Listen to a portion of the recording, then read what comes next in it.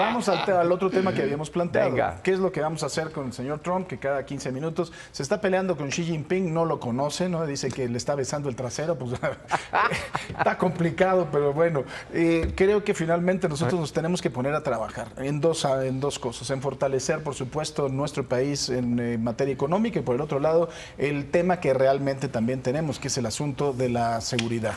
Y creo que nos tenemos que dejar de estar preocupando por este señor, porque a mí, ya yo como comunicador ya es cansado, no sé cómo estará De la Fuente, Ebrard y la presidenta, ¿no? Debe ser todos los días hay una nueva amenaza.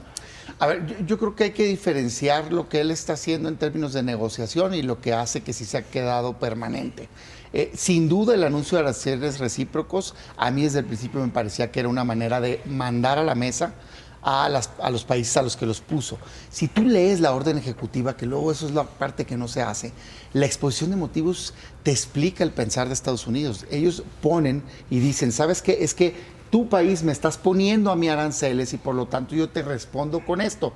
Y luego dice, si haces actos que cambien esa circunstancia, yo puedo cambiar. El propio documento se los decía. ¿Qué empezó a pasar? Vietnam rápido dijo, te los quito de vuelta. Entonces yo siento que eso es lo que está haciendo en esos casos. Y en algunos casos no. China se está agarró, ¿no? Yo creo que sí. Yo creo que la guerra comercial no conviene. Es México.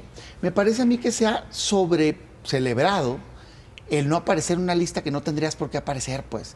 Aranceles recíprocos son a los países que tienen aranceles hacia Estados Unidos. México no tiene aranceles. ¿Por qué? Porque tenemos un tratado de libre comercio que tiene 0% de arancel. No tendrías por qué estar ahí. A mí que sí me preocupa de la relación con Trump, más allá de sus dimes y directes, que sí hay aranceles fijos vigentes hoy hacia México.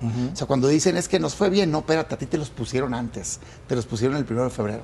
25% a raíz de la inseguridad de migración, acusando que el Estado mexicano tiene una alianza intolerable con el crimen, y que se pospusieron a raíz de que el gobierno cambia su estrategia y empieza a desarticular al crimen, creo yo, a atacarlo, bien, pero lo dejan para el 51% de los productos. Y eso no se ha dicho mucho. O sea, solo el 49% de los productos que se exportan a Estados Unidos se exportan por el TEMEC y es el único que se le puso arancel cero.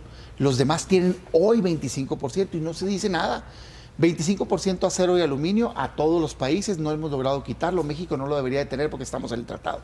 Y 25% automóviles y autopartes que tampoco se ha explicado. ¿Y las cervezas? Que al día de hoy, pero automóviles y autopartes explican el 39% de las exportaciones a Estados Unidos. O sea, es brutal el impacto.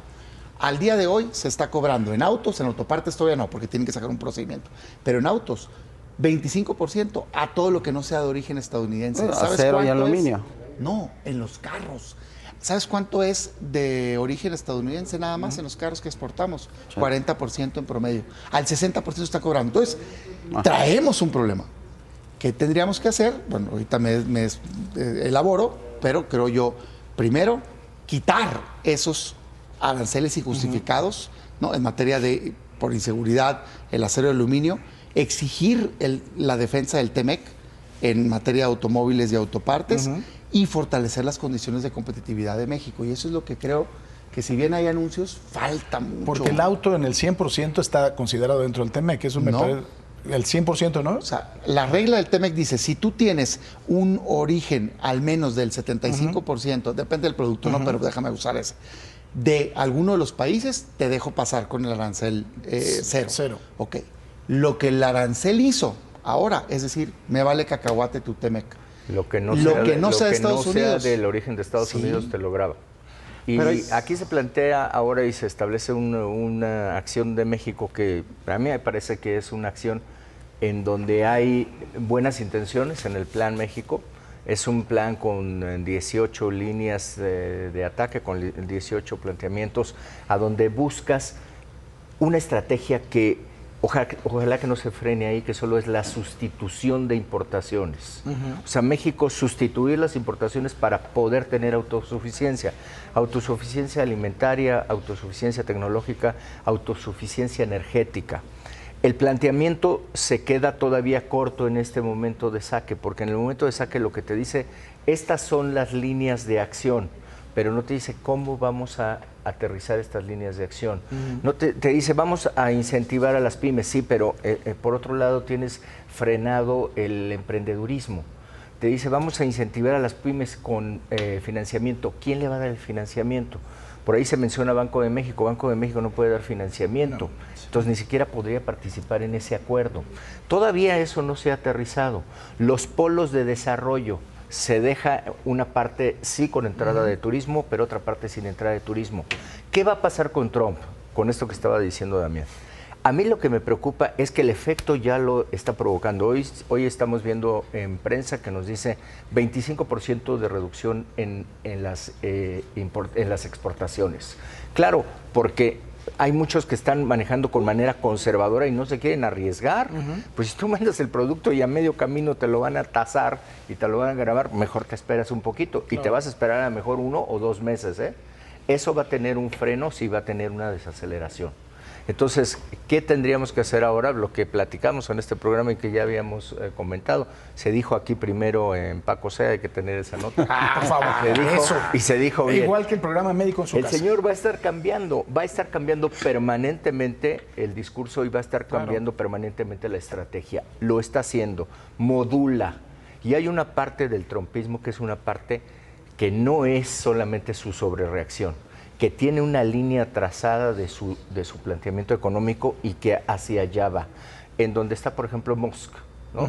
Y entonces eso es lo que tenemos que buscar y a dónde se le va a hablar. México hasta este momento ha mantenido la calma y, como dice Damián, pues no podía hacer otra cosa. La verdad es que no teníamos con qué lo vamos a amenazar. Bueno, mira, sí tenemos. Le vamos a ganar en el fútbol. Yo creo que ambos han hecho una explicación muy concreta, muy efectiva de lo que tiene que suceder en nuestro país. Ya la presidenta Claudia Sheinbaum anunció la inversión de cerca de 277,000 millones de dólares en diferentes rubros, trenes, infraestructura, soberanía alimentaria, que es un tema muy importante. Nosotros también dijo que pasar de ser la 12ª a la 10ª economía mundial. Somos la 12ª potencia en producción de alimentos, que es un tema que México tiene un gran potencial económico e importante, pero tenemos que buscar la vinculación entre el productor y el consumidor final, ¿no? Mercado interno. Hoy la verdad es que los comercializadores son los únicos que generan pues la economía o los que ganan. Hoy la gente del campo es quien menos gana. Yo te hablo de mi región. Hidalgo provee del 50% de la producción de frutas y legumbres al centro del país. Pero ellos venden la calabaza en 4 pesos y regresa al mismo estado en 30. Eso va a ser un tema que hay que atenderlo, porque va a generar una economía importante. Hoy, con la reducción de la migración a los Estados Unidos, el campo debe ser atendido, porque mucha gente la que migra a los Estados Unidos es porque el mismo campo no tiene cómo producir y está buscando cómo irse al extranjero. Hoy también los niveles de inversión quieren calcular a que pueda ser un 25% del Producto Interno Bruto. Hoy también podemos, con la infraestructura carretera y la conectividad entre México y los Estados Unidos, obviamente cuidando el tema de los aranceles, pues tiene que generar economías importantes. Los empresarios tienen que poner de su parte, los mismos gobiernos estatales tienen que ver la manera en cómo generar inversión. Y yo creo que la presidenta de México ha sido una mujer responsable en su respuesta. Ayer en Panamá fue sí fue a Panamá, ¿no? A República Dominicana con el CONALEC. Fue en Honduras. En Honduras hizo una propuesta importante de fortalecer América Latina para poder afrontar la economía con países poderosos como son Estados Unidos y China.